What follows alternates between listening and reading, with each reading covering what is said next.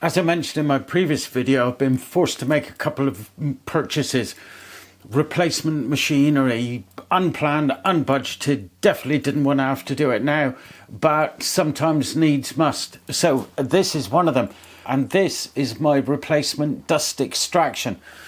Not the big grandiose systems that some are installing. I can't afford it and I don't have the room, but this apparently is the next best thing and is 35% better extraction than my previous model, existing model I should say. This is not going to be an easy job. So I've switched to recording this off my mobile phone just to give you a better idea of what it is I'm attempting to achieve here. There's the list of boxes at the door end of the workshop. So I'm going to walk down here into the back corner. My apologies, this is an absolute mess. As you can see, there's my little laser station with my pewter. There's shelves full of crap that needs sorting out. There's my existing dust extractor, the outgoing dust extractor. There's my pile of sheet goods and another set of shelves that needs sorting out.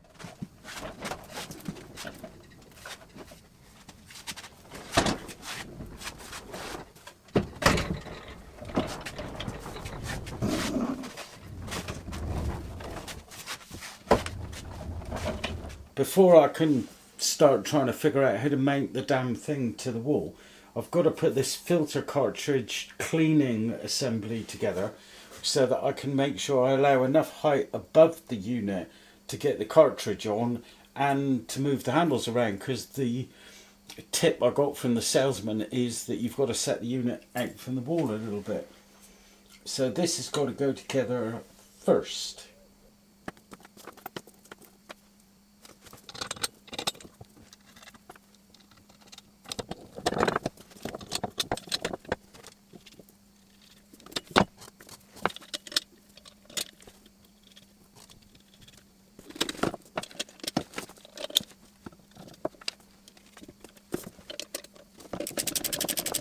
So the assembly that I've just made has got to slip down in there and go through that end.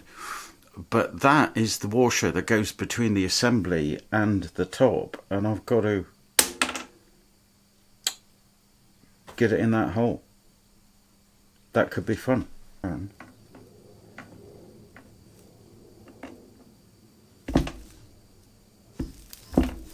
Oh yeah.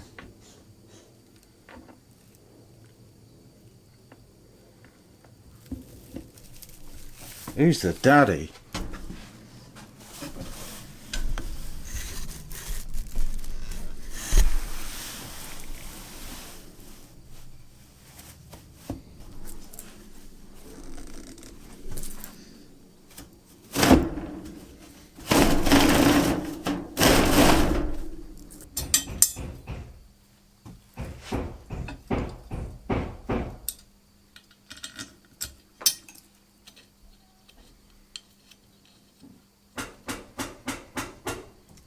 And then finally,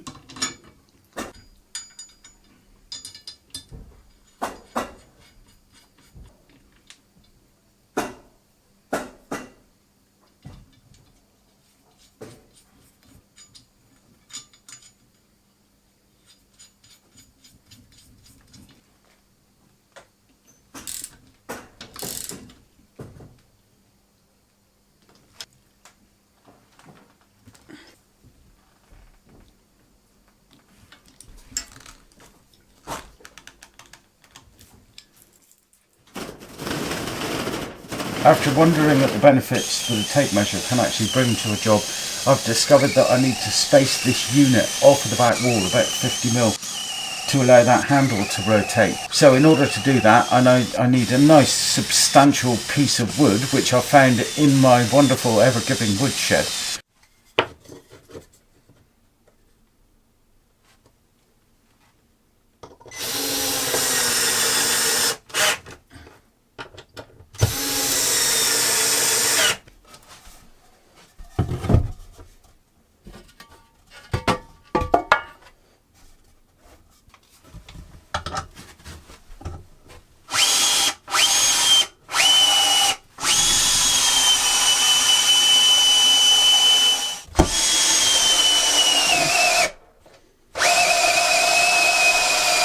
Well, it's in. I didn't video me putting it in because in this confined space, all I'm going to do is show you my backside, which is not going to be very pleasant for you. And the soundtrack is going to be nothing but old man grunts and all unpleasant. I'd have to put nasty music on. So instead, there it is. I'll show you what I've done. It's resting on that huge lump I screwed to the back wall. And there, just behind the motor, look, you can see I've put a little plywood cleat. And again on that side, a little plywood cleat to stop it from being able to vibrate off of the supports that are on the wall. Again, there's a piece at the front side to stop it coming off. And here at the front, there's an additional support leg that's screwed into the unit itself. So absolutely solid as a rock, not going anywhere. And at the moment, I'm thinking it looks really, really neat, much better than the other. I've also bolted the adapter plate on, which seals the impeller fan in place and gives me the connector ready to take the inlet pipe. So that's my next job, to connect up the pipe.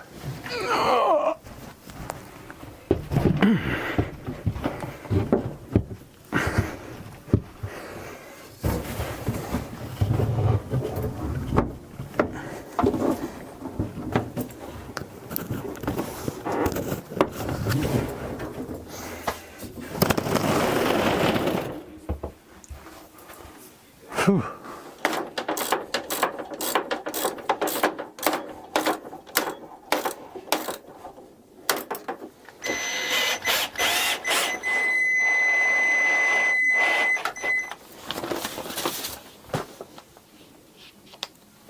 These are big bags.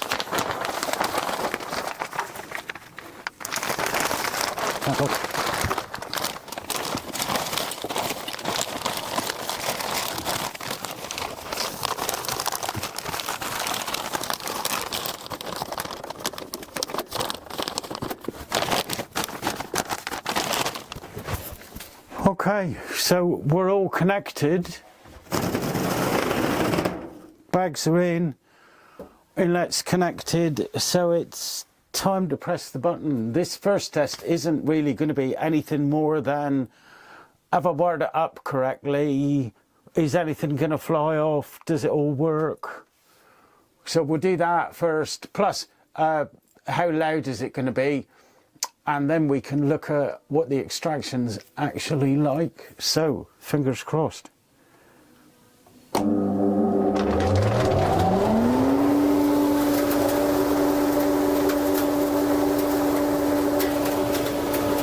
Holy Mother of God.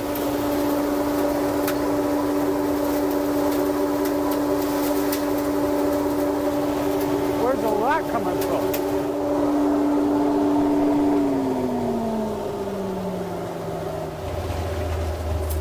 I think my face says it all. I was not prepared for that. That's very loud, and the bag inflation shocked me. I know it shouldn't, but this is me being genuinely shocked. And that's with nearly every vent I've got open, and a good job I did too, because what's appeared in the bags is what the other extractor didn't clear, residual dust and chippings left in the various machines. Wow.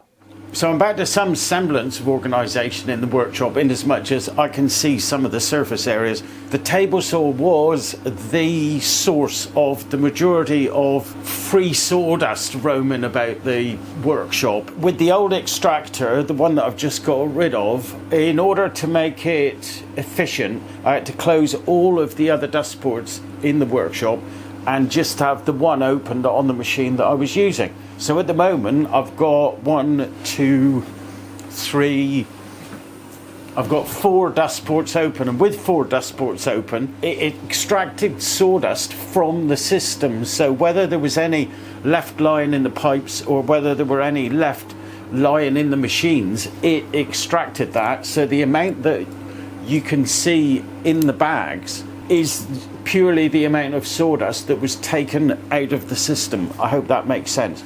It's the table saw that I'm really interested in, to see how much dust that is now going to kick up from normal ripping or cross-cut operations.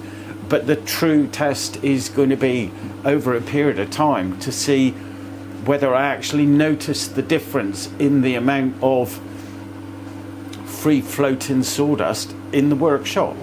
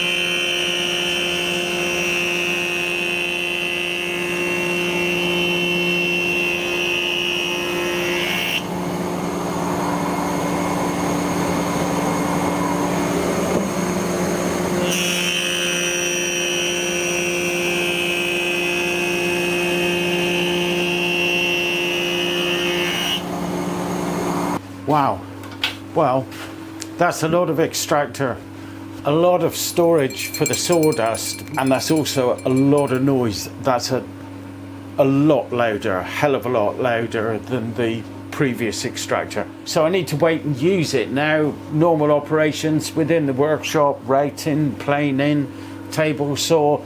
Also, apparently this machine will cope with the drum sander and the belt sander, so it'd be really interesting to connect them up at some point and see how the filter clogs or doesn't clog. But anyway, hope you enjoyed the vid and that it was of some benefit to you if you're considering the purchase of an extractor. If you've got any questions, leave them in the comments below. Thanks very much indeed for watching, and hope to see you next time. Ta-ra.